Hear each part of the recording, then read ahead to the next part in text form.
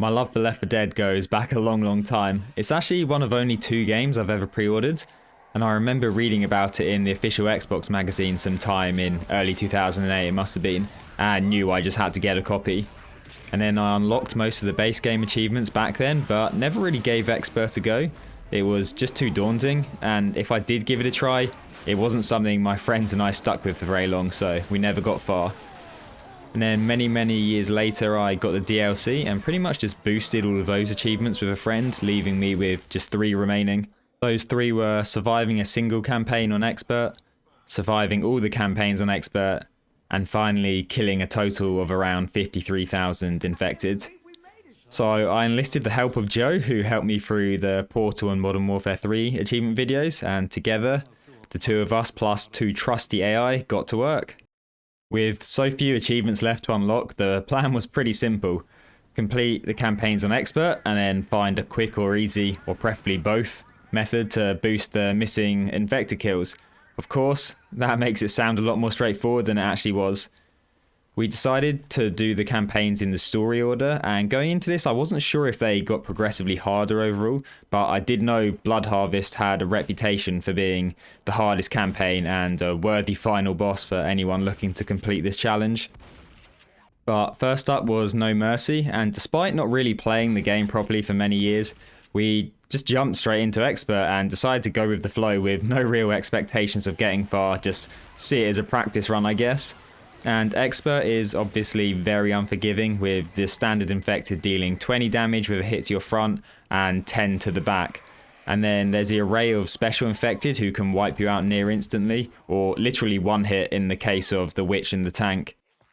The first chapter has you fighting your way through an apartment block to the street below, or you can actually just jump off the roof and land on one of the wall units at the cost of needing a health kit to recover from the full damage. But we decided to stick to the path the game intended and venture through the apartments. I'm sure some of you have watched videos of people speeding their way through this game. I'll give you a warning now, that is not our style. We did get more confident as the game went on, but this first part was more like a special forces operation.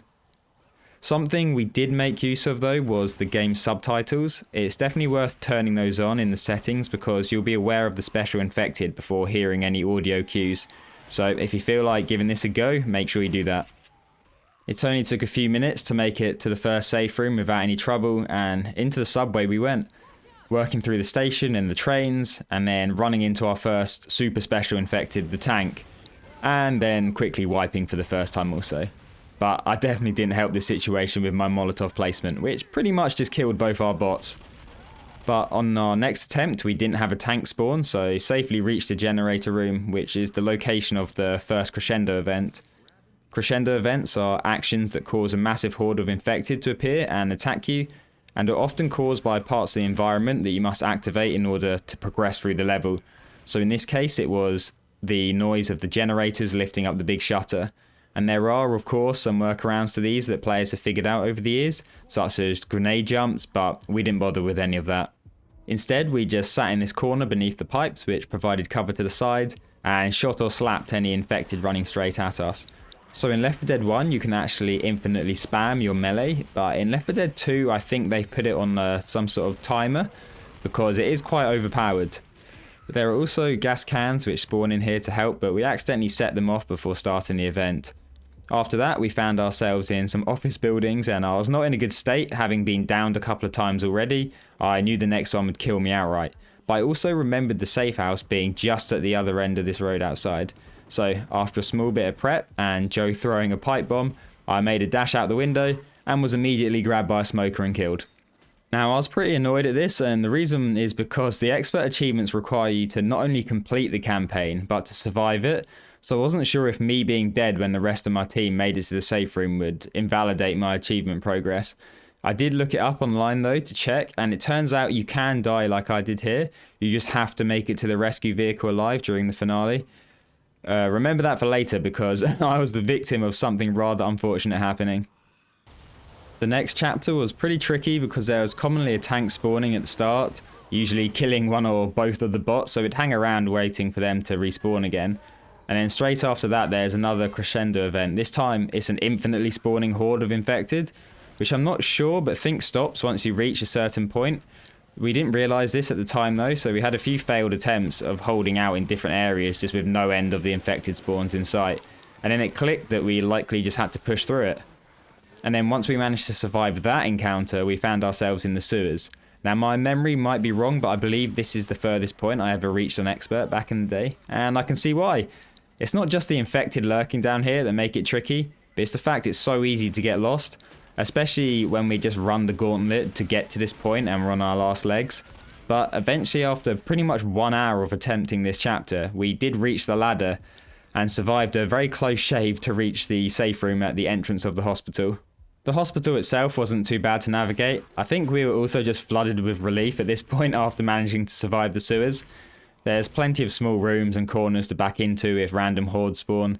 We did have a few wipes, which were mostly down to us choosing poor areas to hold out for the elevator crescendo event.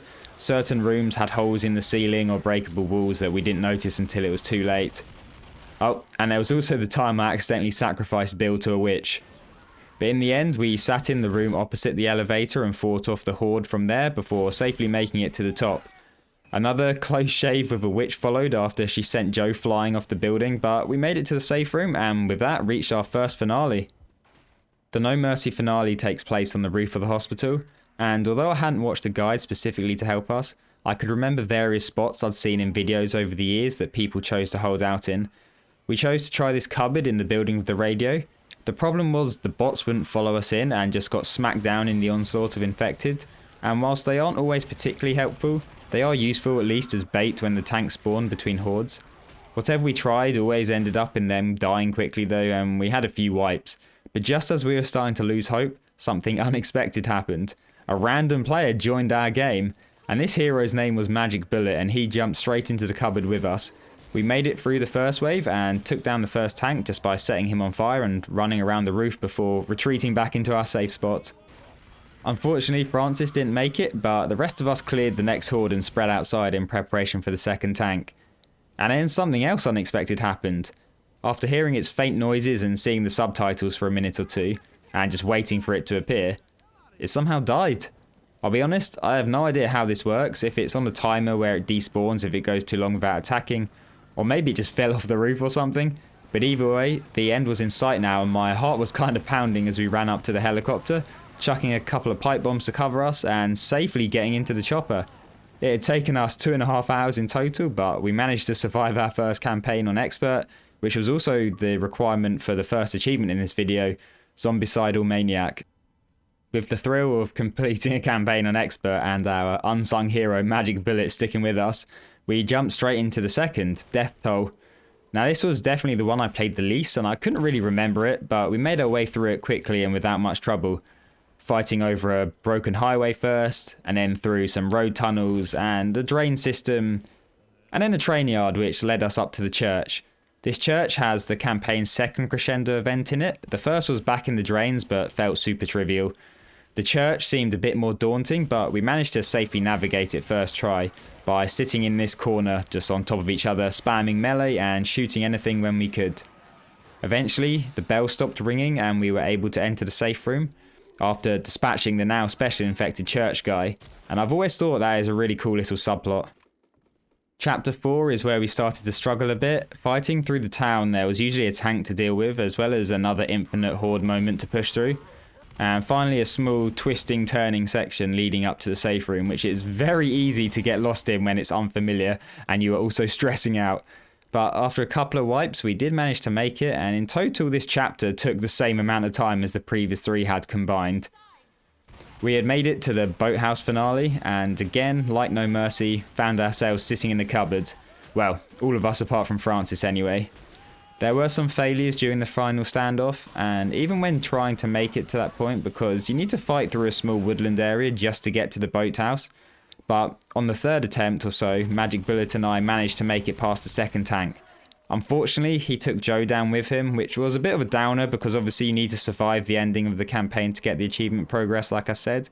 But for now, I was just happy to have made it, so we ran over to the pier, and as you can see, I was very eager to get on this boat and get this over with. But then Joe pointed out something which broke my heart. The post-credits said I'd died. So I watched this back a few times, and at first I thought maybe a tank threw a rock at me and downed me on the boat, but now I'm thinking that what actually happened is I just stood too close to the edge and the infected quickly took me down. You can see in the subtitles I go down during the cinematic, but in the moment I obviously didn't notice this.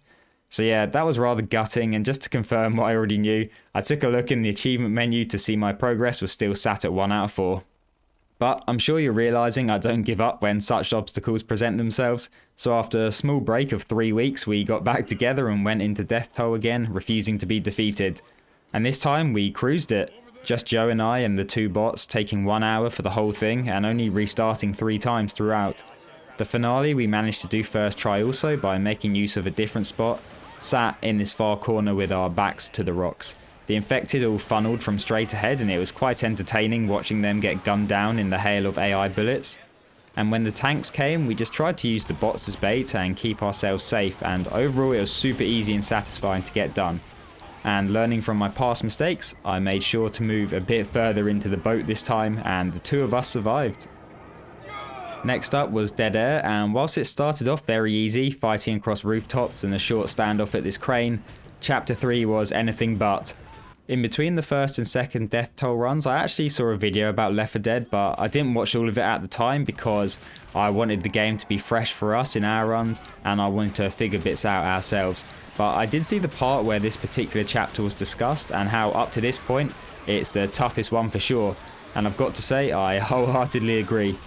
There was the crescendo event waiting for the barricade to burn down, and the bots obviously don't feel like taking cover, so just become lambs to the slaughter.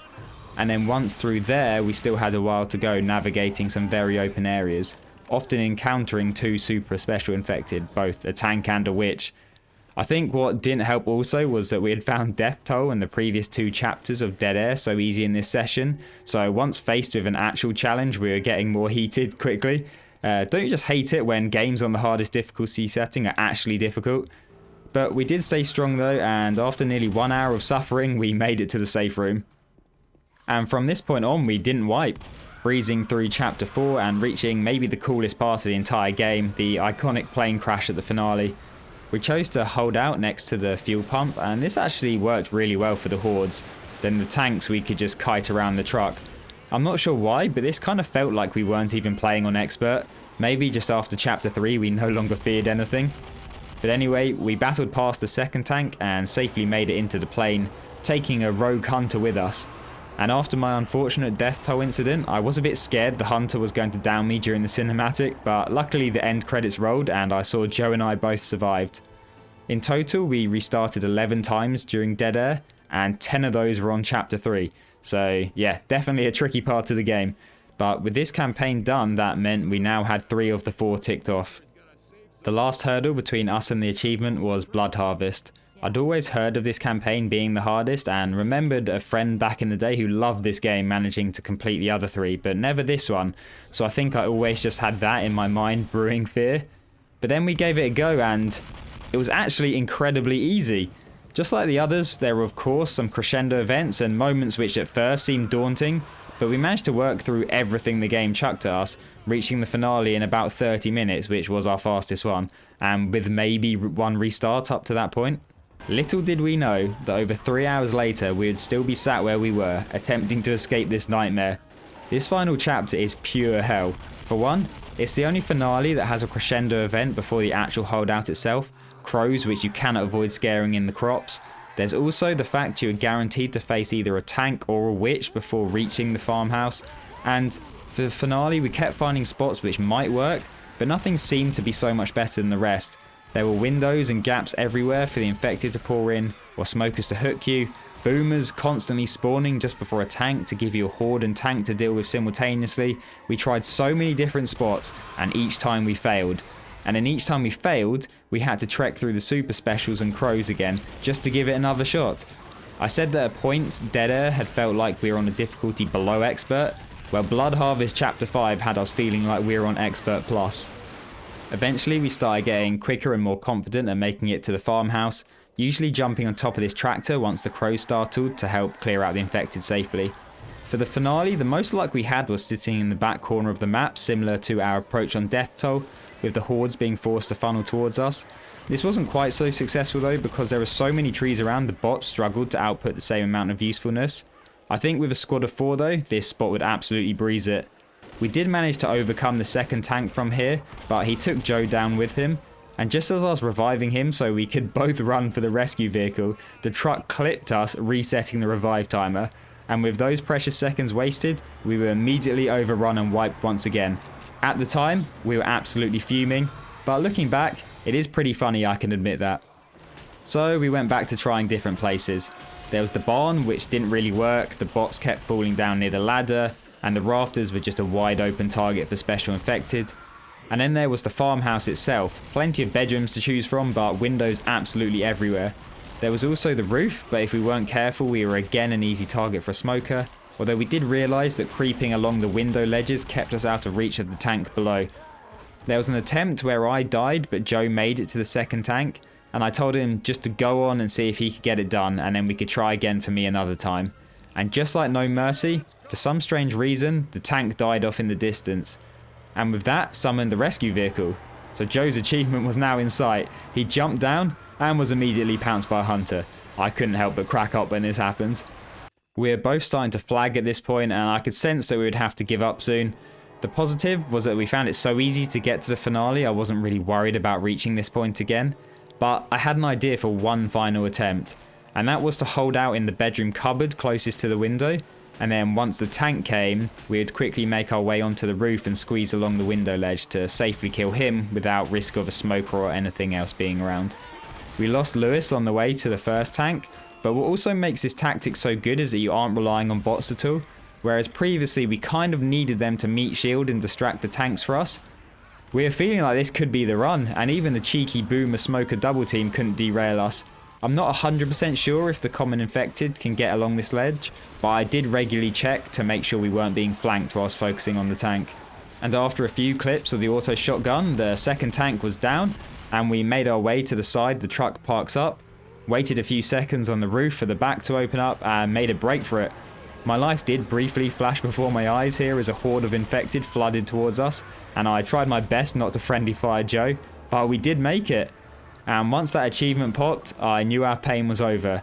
And what made it even more rewarding is the fact that we both managed to survive them all, so I'm not sure I'll be playing these campaigns again anytime soon. In total, Blood Harvest took us just under 4 hours and 31 restarts, of which I'm pretty sure 30 occurred in the final chapter.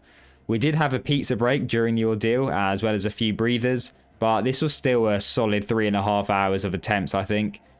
And after that, I just had one achievement remaining, and that was to kill a total of around 53,000 infected. The number is oddly specific, so I had a look online to see why it is that, and it turns out it's exactly one more kill than you need for a similar achievement in Dead Rising, so there's a random bit of trivia for you.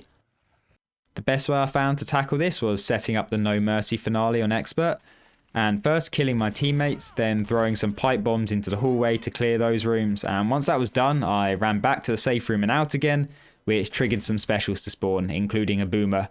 I could then get back into the safe room, close the door, and at the right distance spam melee, which kills the infected, and the boomer would keep vomiting and summoning more hordes. Of course, holding down the trigger for this long is a lot of effort, so instead I rubber banded it down.